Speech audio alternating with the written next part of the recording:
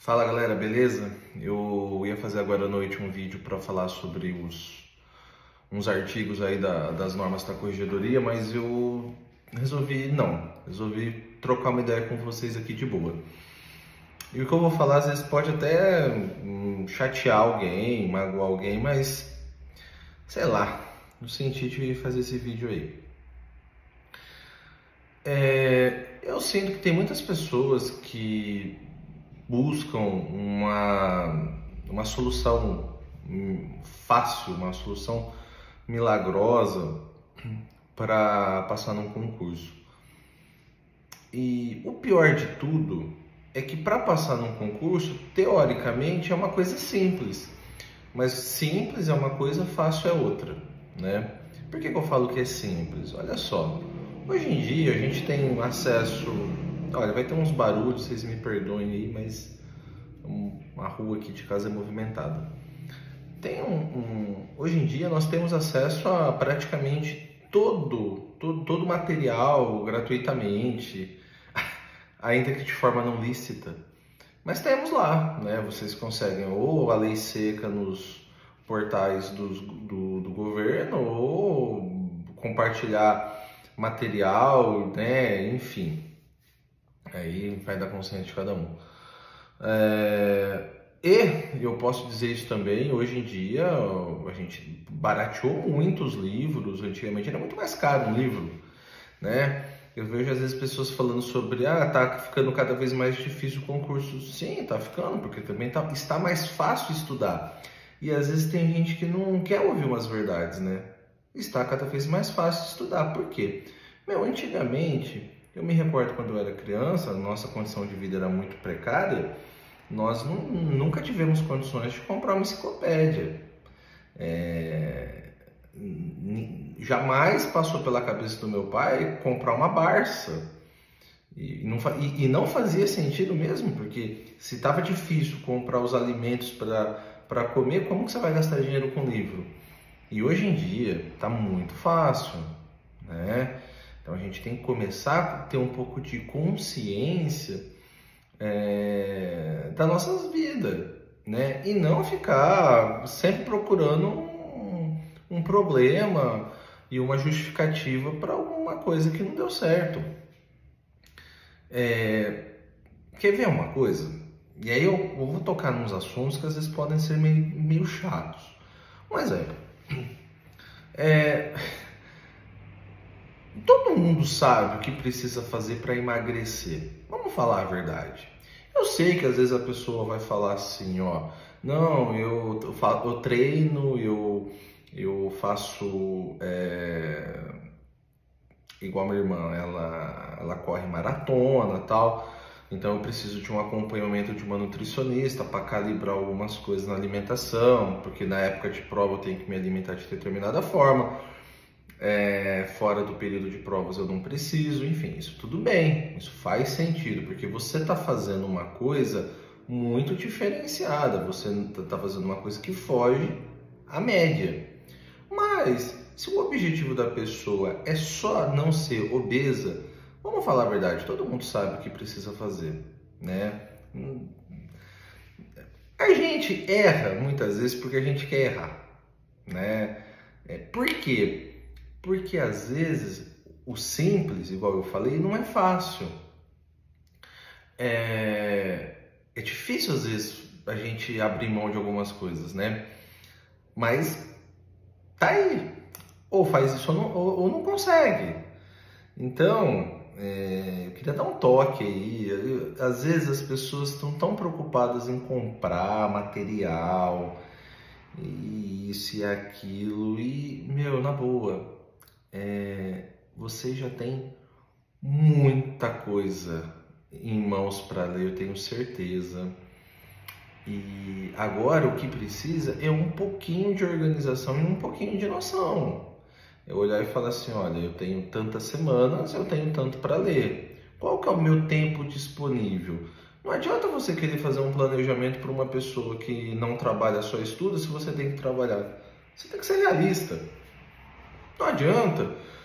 Se você tem dificuldade com uma disciplina, você tem que dar mais ênfase nela. E se você tiver uma dificuldade absurda na disciplina, às vezes não compensa nem estudar. Quer ver? Vou dar um exemplo. A primeira vez que eu prestei vestibular, aliás, a primeira vez não, a primeira e a segunda, eu prestei 2 anos, né? No primeiro eu não passei, no segundo, graças a Deus, eu fui aprovado.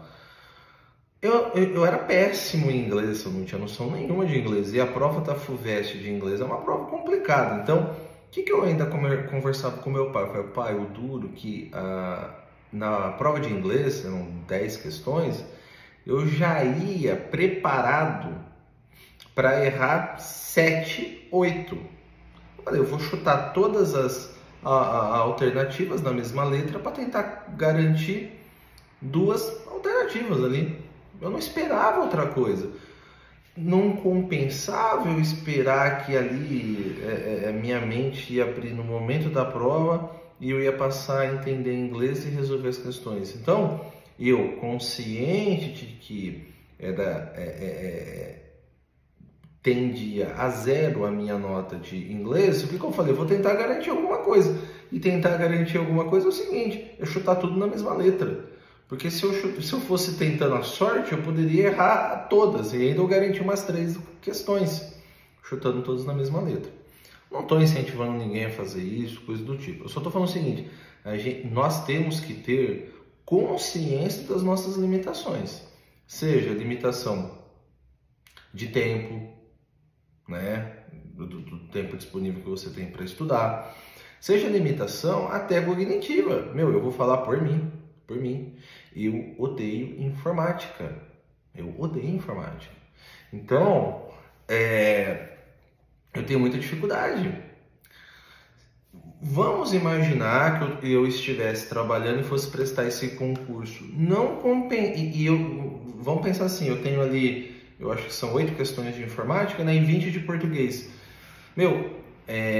Sabendo que eu tenho muita dificuldade e eu vou ter livre poucas horas porque eu trabalho, compensa eu gastar horas com informática se eu poderia tentar buscar gabaritar a prova de português?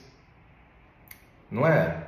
Então, eu acho que essa consciência, a gente tem que ter um senso autocrítico, assim, um pouco mais apurado, de você falar, olha, eu sou bom nisso eu não sou, e aí você se organiza também, né? E outra coisa que eu acho que foi uma coisa que para mim foi muito importante na época quando fui prestar vestibular, teve uma frase do meu pai que eu achei maravilhosa. E novamente, eu não vou dizer, ele não disse isso, meu pai não disse isso querendo menosprezar a importância da educação. Mas meu pai, diante da imensa sabedoria dele, e não é do banco da sala de aula, que ele não teve oportunidade, ele disse uma vez o seguinte, olha, Jonas, vai para a prova, vai fazer o vestibular, mas sai tranquilo, não passou, não passou. Olha o seu pai, eu nunca tive a oportunidade de estudar e a gente está aqui. Então, eu sei que tem gente que pode, com picuinha, querer ficar caçando algum problema nessa frase. Eu entendi o sentido que ele disse. Aquela